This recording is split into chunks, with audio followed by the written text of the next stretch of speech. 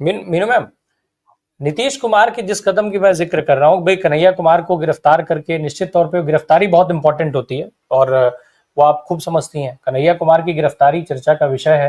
नीतीश कुमार ने कांग्रेस के लिए जो है वो माहौल बनाने जैसा काम नहीं कर दिया है कि यात्रा से ज्यादा चर्चा गिरफ्तारी की हुई, और जब कोई गिरफ्तार होता है तो निश्चित तौर पे उसका कद तो बढ़ता ही है वहां की स्थानीय सियासत में। जी। कन्हैया कुमार की जो गिरफ्तारी है, मुझे लगता है कि शायद हम लोग ज्यादा रीड कर रहे हैं उसमें कि नीतीश ने ये कर दिया, उधर से गोटी खेली, उधर पोर्ट कर दिया, कैरम वाला खेल हो गया। उसमें जो मोटा मोटा कारण मुझे समझ में आया है कि भाई उन्होंने इस बिहाफ पे इस रीजन से अरेस्ट किया है कि भाई आप मुख्यमंत्री आवास का घेराव करने जा रहे थे, उसकी तरफ बढ़ रहे थे और आपके पास उसकी परमिशन नहीं थी वहां मार्च करने की।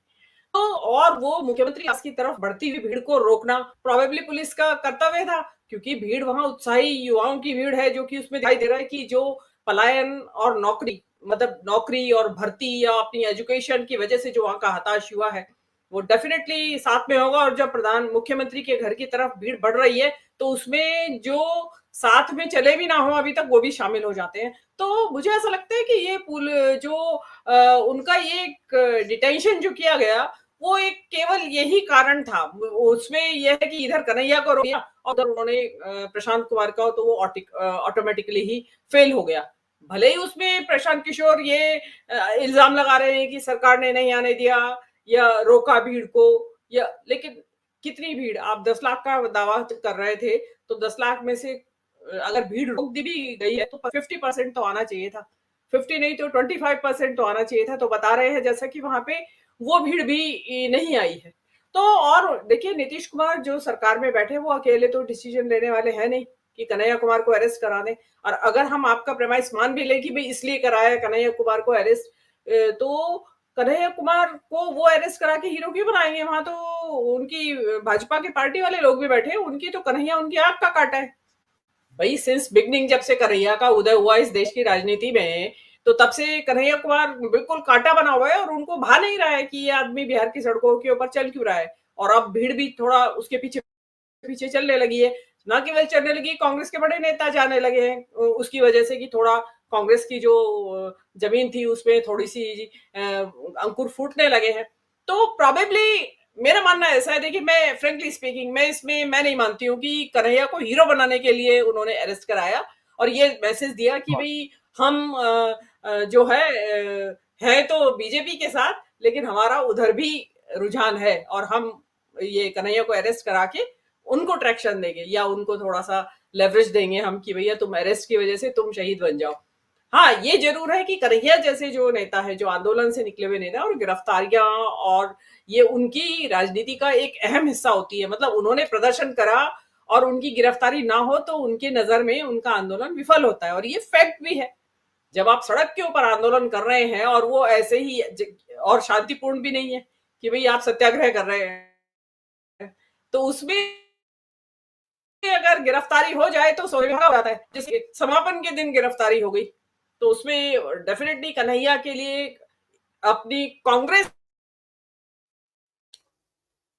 में जो उनका जो वो बनेगा, जो हो गया होगा कि व्यक्ति इसने इतने जोर शोर से वहां प्रदर्शन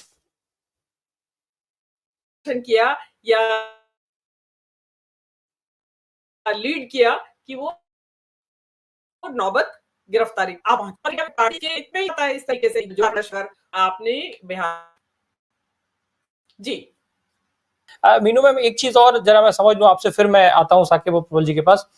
जो बात अभी कही हेमंत जी ने, ये क्या फेवरेबल नहीं है कांग्रेस के लिए कि भाई अभी चुनाव अनाउंस नहीं हुए हैं, चुनाव में अभी समय है, तेजस्वी अपना काम कर रहे हैं, कांग्रेस अपना काम कर रही है, आरजेडी अपना काम कर रही है, ये साफ तौर पे दिख रहा है। भाई तेजस्वी भी लगातार यूथ को टारगेट कर रहे हैं, कन्हैया कुमार हो, कांग्रेस हो, ये लोग भी यूथ को टारगेट कर रहे हैं। आज इन दोनों के टारगेट में अगर जिस हिसाब से हेमंत सर कह रहे हैं, थोड़ा भी, आधा भी, 50% भी ऐसा होता है कि आरजेडी और कांग्रेस चर्चा में आ जाते हैं, कन्हैया कुमार या तेजस्वी चर्चा में आ जाते हैं और एनडीए की पार्टियां चर्चा से बाहर रहती हैं, कांग्रेस के लिए फेवरेबल माहौल नहीं है।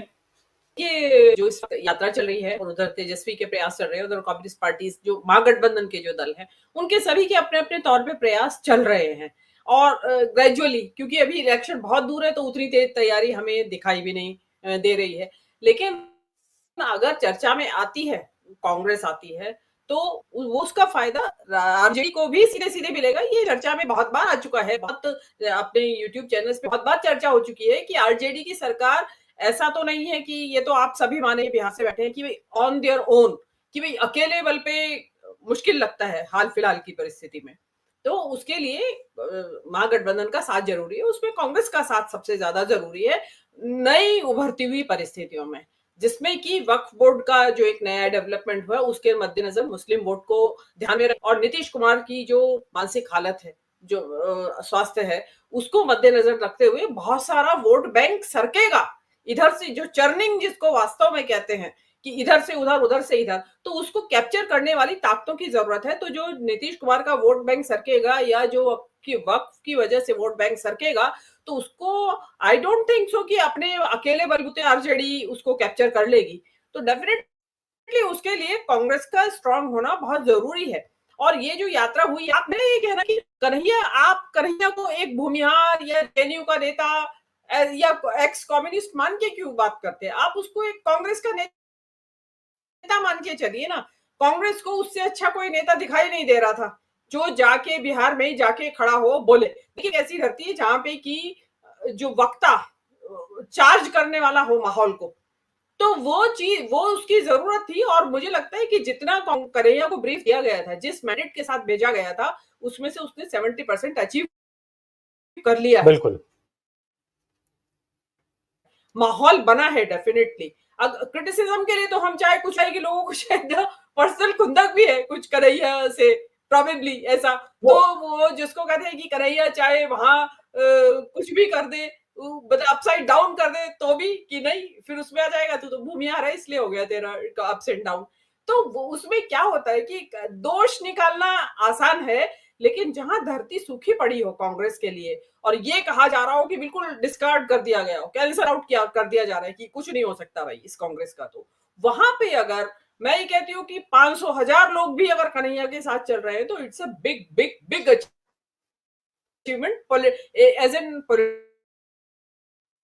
पॉलिटिकल ऑब्जर्वर में कोई भी, मैं नहीं, कोई मीमांसा कर रहे हैं कि डेफिनेटली वहां पे कुछ हलन चलन जमीन के ऊपर हुई है।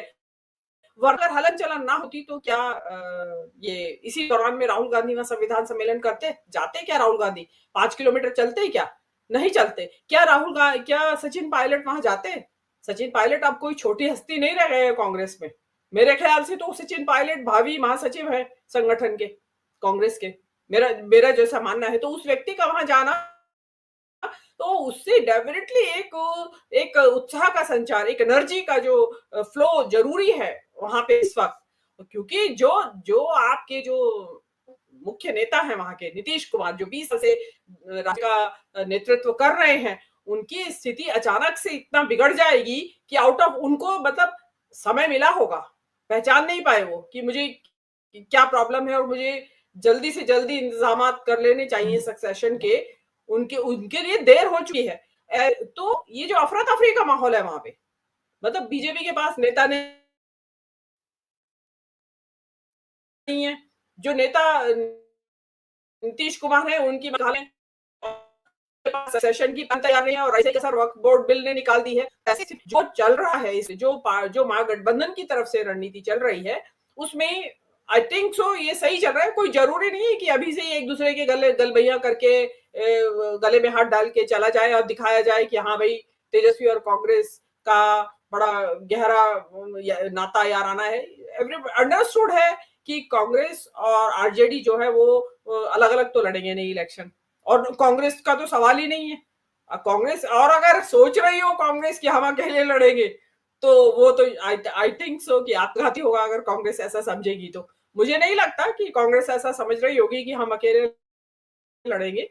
तो जो अभी चल रहा है, या जो भी इनकी रणनीतियां चल रही है, आरजेडी की या इसकी आपके कांग्रेस की, ये कह सकते हैं कि जमीनी सच्चाई है, उनको देखते हुए मेरे हिसाब से तो अभी मामला सीधे डायरेक्शन में जा रहा है। बाकी का हम अगर कन्हैया के ऊपर ही फोकस करके रखेंगे कि कन्हैया ये और या कि ये मान के चलने लगे कि अरे कांग्रेस का तो चीफ मिनिस्टीरियल कैंडिडेट है, बिल्कुल भूल जाइए। मेरा ये कहना है राम प्रकाश जी, कन्हैया को एक स्पेसिफिक पर्पस के लिए भेजा है और कन्हैया जो मेरा जो मानना है क्योंकि वो खाली बिहार की पॉलिटिक्स तक महदूद रहने वाला स्टफ नहीं है। कांग्रेस उसको जरूर ऐसे वफा की जो कि नेशनल लेवल पे बोल सके, जिसकी नेशनल अपील हो। नेता बड़ा नहीं है लेकिन अपील नेशनल है बिल्कुल और बातों को अच्छी तरह रखना जानता है, जिसकी की कमी कांग्रेस के पास है अच्छे वक्ता की, कि उसकी पॉलिसीज की और विचारधारा की जो लड़ाई है समझे और उसको पब्लिक तक कन्वे करे। तो मेरा मानना ऐसा है कि कन्हैया जो है बिहार तक तो महदूद रहेगा नहीं। कन्हैया को तो जिस पर्पस भेजा गया है बिहार चुनाव करवा के और वापस कन्हैया दिल्ली की पॉलिटिक्स में ही लाए जाएंगे।